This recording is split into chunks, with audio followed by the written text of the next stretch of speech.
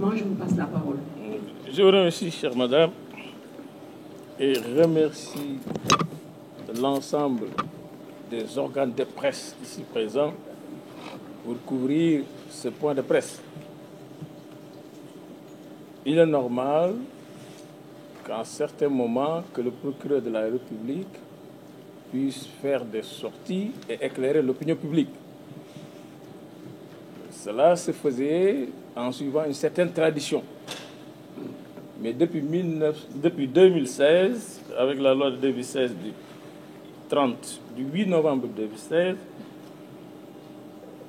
il a été institué cette tradition à travers l'article 11 du Code de procédure pénale qui prévoit que le procureur de la République peut faire des interventions en relation avec sa hiérarchie pour rendre public par un point de presse des éléments objectifs d'une procédure. Cela dans le but de prévenir la propagation d'informations parcellaires ou inexactes ou pour mettre fin à un trouble de l'ordre public. L'exercice de cet après-midi a pour but d'éclairer l'opinion publique sur les procédures ouvertes par le parquet financier et le parquet de la République. Le procureur de la République financier doit exposer les diligences qui ont été accomplies depuis l'installation du pôle judiciaire financier à la date du 17 septembre 2024. Cela fait 7 mois, jour pour jour, que les magistrats du pôle judiciaire financier travaillent sans relâche. Ils poursuivent, ils instruisent et ils jugent les affaires relevant de leurs compétences. Le procureur de la République financier va vous donner les statistiques, le nombre de personnes poursuivies, les montants faisant l'objet de remboursement ou de cautionnement. Il supervise actuellement les enquêtes sur le rapport de la Cour des comptes relative à la situation des finances publiques de la gestion 2019 à mars 2024. Quant au procureur de la République de Dakar, il va vous exposer la situation des affaires pénales relatives au rapport de la Cour des comptes sur le contrôle de la gestion du fonds de riposte et de solidarité contre les effets de la Covid-19, appelé Force Covid, gestion 2020-2021.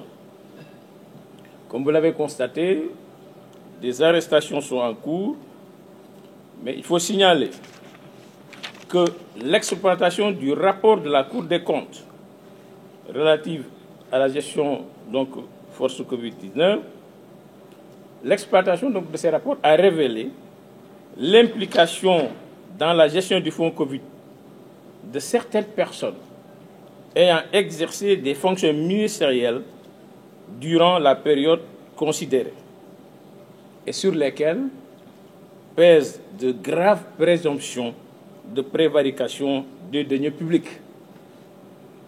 Mais comme vous le savez, seule une résolution de mise en accusation de l'Assemblée nationale peut autoriser leur comparution devant la commission d'instruction de la Cour d'appel de Dakar.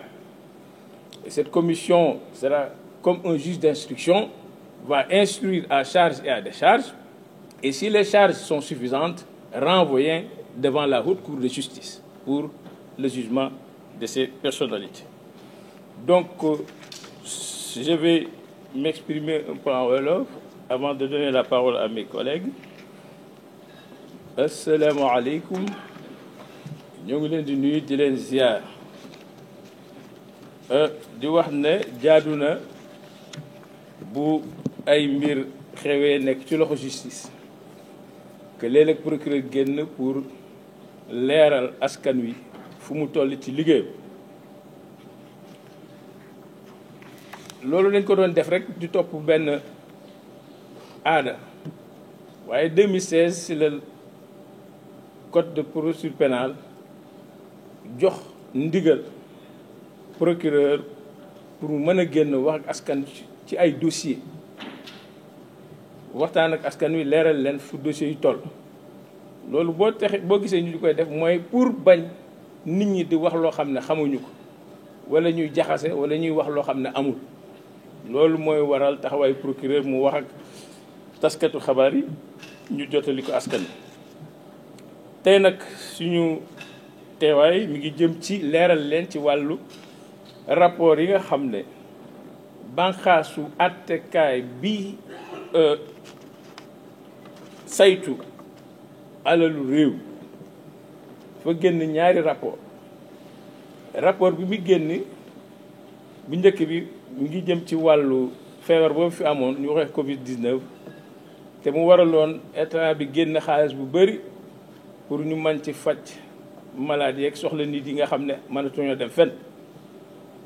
rapport boobu bi ñu ko gëstoo dafa am ay mbuxum yi ci nit ñi def ba tax na ñu jël rapport bi jox ko procureur ubbi enquête yéen a gis fan yëpp ne am na ay nit ñi ci téye am na ñu procureur di leen wax nit ñi téye naka la ñu doxalee est-ce que nangu nañoo fay wala fayu wala naka la ñu régler situation seen situation te mi ngi continuer ba léegi.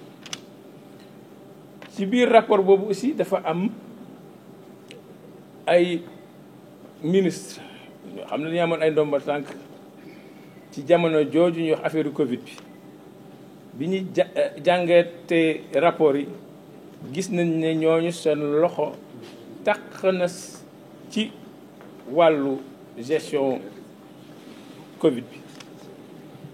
ñooñu nag yoon dafa wax ne kenn mënu leen jaarale fi ñuy jaarale yeneen nit ñi ndax seen tolluwaay ba tax ne assemblée nationale rek moo mën a jël dogal wax ne ñii war nañ leen mën a topp pour ñu setal seen der ci wàllu gestion Covid boobu. ba tax na fi ñu toll nii am na groupe juróomi ministre yoo xam ne jébbal nañ leen assemblée pour assemblée saytu seen cas seet ba xam ndax dañ leen di topp wala duñ leen topp. kooku benn groupe la rek des na beneen groupe boo xam ne ñi ngi ciy liggéey bu sottee di ngeen ci am ay information bu loolu weesoo loolu ci dafa jëmoon ci procureur de la république moom moo géré côté boobu. procureur de la république financier bi moom mi ngi tàmbali liggéeyam depuis le 17 septembre 2024 daanaka mi ngi mat si juróom-ñaari weer mu ànd kook ay naataangoom magistrat yi ne foofu. ñii moom day toppee ak ñi mu àndal am na ñoo xam ne magistrat instructeur lañ leen di wax ñooy saytu kaay yi ñu leen yónnee ak ñi nga xam ne ñoo war a àtte bu fekkee magistrat yi gëstu nañu ba yónnee leen ko ñoom ñëpp ñu ngi def seen liggéey normalement yëf yaa ngi dox normalement. donc tey ji ñu daje fi moom gannaaw liggéey boobu ñu ko sant fan yi rek lañ ko yónnee benn rapport bu jógee ci Cour des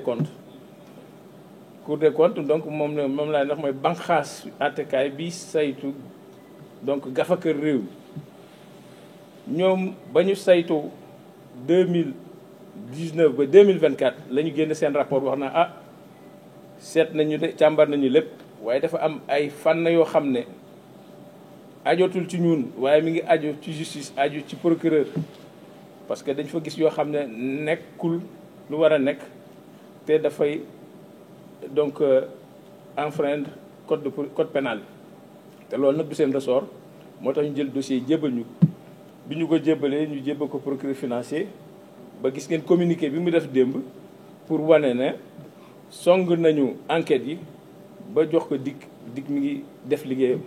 donc fu ñu ci mën a toll ci wàllu liggéey boobu incha allah dinañ fi daje wax leen fii ak fii lañ toll ak yan difficulté la am wala déet.